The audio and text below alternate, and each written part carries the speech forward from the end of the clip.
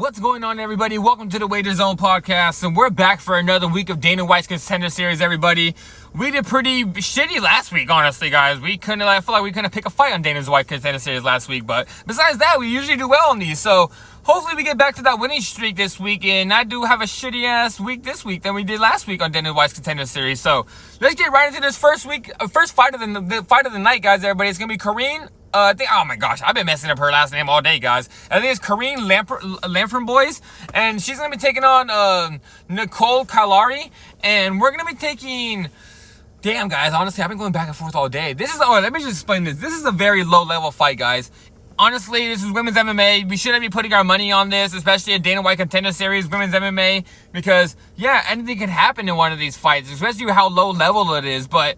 We're gambling degenerates here, and that's what we do. We put money on things because we like betting and we like losing money. That's what we do. Actually, I'm kidding, guys. You know, we're here to win money. That's what we do. We win money here, but when we bet on fights like this, well, I guess we're just giving money to the bookies. But let me get right back into this breakdown. We're going to be taking Laframboise on this one, guys. I think she's fought the better competition. I think both these girls have decent grappling. They both have okay striking. It's lower par, but the grappling is where both these fighters sit at.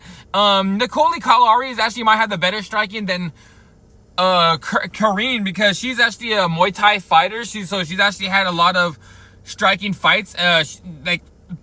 Main her thing she's doing, she's trying to get the fight to the floor.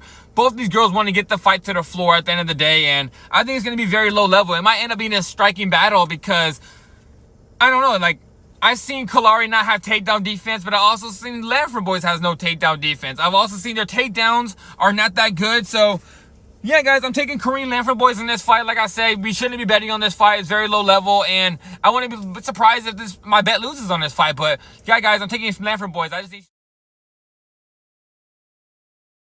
It's going to be Bugari taking on Iwaski, and I'm going to be on the Bugari side, guys. Iwaski has fought a lot of low-level competition in Japan. He's fought a lot of low-level guys that have padded records or they have losing records, and the only guy he's actually fought in his whole career that was actually somewhat decent was a Rafael Lovato, and Rafael Lovato took him down and submitted him within like 2.5 minutes, and yeah, it showed very how low-level he is when he fights anybody that's actually decent.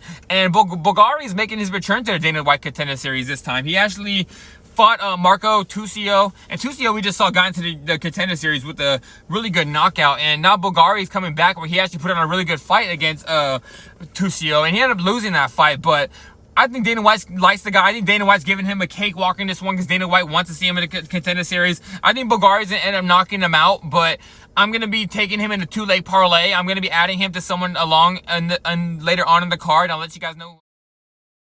Okay, guys, getting into this next fight, it's going to be Otar Tanzilovi taking on Josias Mussa, and I'm going to be on the Tanzilovi side, guys. This guy has very elite striking. I saw he has very good takedown defense. He even has some wrestling. I think this guy is a very good MMA prospect coming into this UFC. I think Dana White's going to like this guy a lot. I think Dana White saw this Georgian fight in a lot of the GFC. He throws crazy strikes, guys. You're going to see. I think he's probably going to land one of those spinning wheel kicks, or just, he has great boxing too, like straight right hands. Like he dances around. He can switch stances and throw the left hand as well. Like I'm all over this guy. So all he has to do is just watch out for Josias looping strikes. Josias is going to come in there trying to throw some looping strikes, and he hits very hard. So if he doesn't get hit, I think this is going to be a striking masterpiece. I think he's going to end up piecing this guy up, end up knocking him out in the late first or second round. So yeah, guys, I'm going to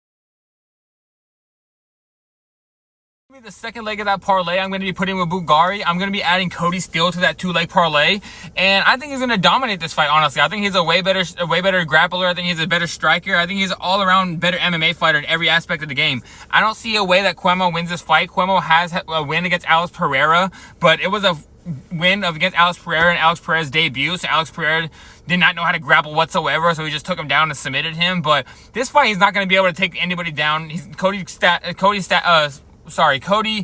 is going to be able to take him down over and over again. I think Cody Steele's going to dominate this fight on the ground. And if this ends up a striking battle, I think Cody Steele has a better striking as well. So yeah, guys, that's going to be the second.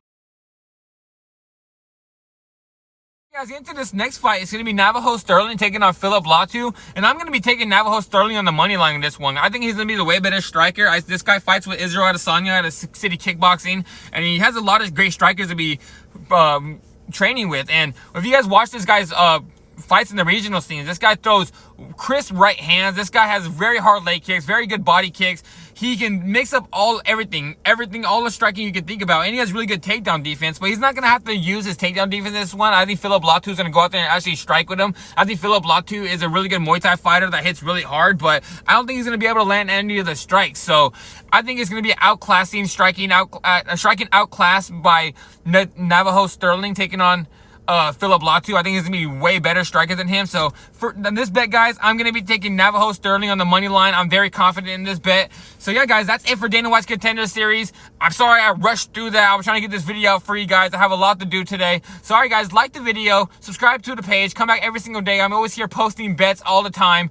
And yeah, guys, let's cash on this week. Last week we did very shitty, so I want to cash on this week. Let's make a whole bunch of money for you guys. And comment on the video. Let me guys know what bets you guys have. Let me guys know what bets you're confident in. Let me guys know if you disagree with any of my bets. So I'm out of here.